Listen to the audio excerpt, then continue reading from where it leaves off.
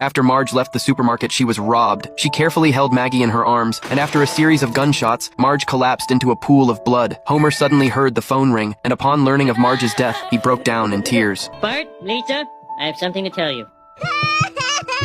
Lisa and Bart couldn't control their sobbing. That night, Homer lay alone in bed and suddenly came up with a selfish thought. Goodbye, Bart. Goodbye, Lisa. I know you'll make me proud. Fueled by alcohol, Homer wrote a long farewell letter. He tied a heavy rock around his body, took one last look at their home, and then walked toward the riverbank. Just then, a car appeared from a distance. Homer thought he saw a younger version of Marge. He instantly fell in love with her. Once you stop this car, I'm gonna hug you and kiss you, and then I'll never be able to let you go.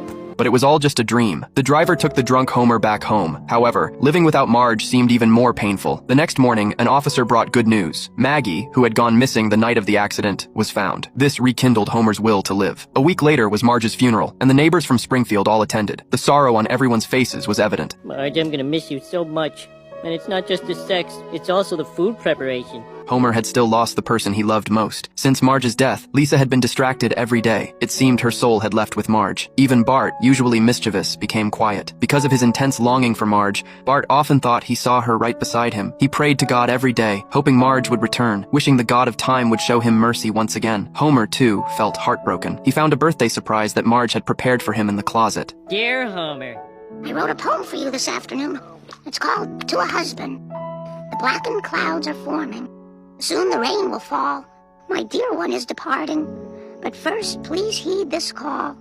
That always will I love you, my one, my love, my all.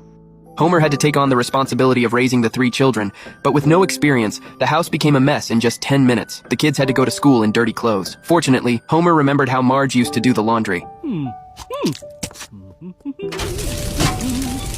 Homer spent a lot of time with the children and encouraged them, just like Marge had. Their bond grew stronger through each shared experience.